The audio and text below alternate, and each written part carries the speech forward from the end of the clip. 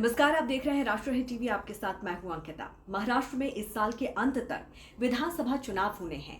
सत्ताधारी महायुति को टक्कर देने के लिए महाविकास अघाड़ी में सीटों के बंटवारों को लेकर आम सहमति बन गई है।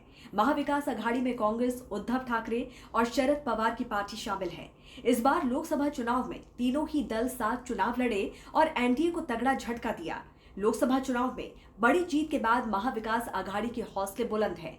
अब खबर आ रही है कि महाविकास अघाड़ी में सीट शेयरिंग को लेकर फॉर्मूला तय हो चुका है। सूत्रों के मुताबिक राज्य की 288 विधानसभा सीटों में से 100 सीटों पर उद्धव ठाकरे और 100 सीटों पर कांग्रेस चुनाव लड़ेगी, जबकि शरद पवार की पार्टी 84 सीटों पर चुनाव लड़ेगी। वहीं बची हुई 4 सीटें सहयोगियों के लिए रखी गई हैं। इसके साथ ही 2019 के विधानसभा चुनाव में जो पार्टी जिस सीट से चुनाव जीती थी, वो उसी सीट पर फिर से चुनाव लड़ेगी। हालांकि पहले जीती गई लगभग 10 में से 20% सीटों पर अदला बदली होगी। हालांकि ये भी खबर है कि कुछ सीटों पर अभी भी पेंच है, लेकिन उन्हें जल्द ही बातचीत के जरिए सुलझा लिया जाएगा।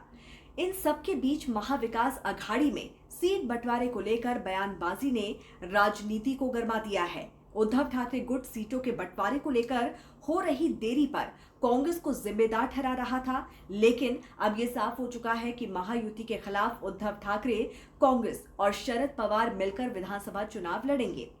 5 साल पहले हुए विधानसभा चुनावों में हालांकि बीजेपी सबसे बड़ी पार्टी बनकर उभरी थी। बीजेपी 164 सीटों पर लड़ी और 105 सीटों पर जीतने में कामयाब हुई। शिवसेना 126 सीटों पर लड़ी और 56 सीटों पर पार्टी को कामयाबी हासिल हुई। एनसीपी ने 121 सीटों पर अपने उम्मीदवार उतारे थे। इनमें से पार्टी को 54 सीटों पर जीत मिली थी।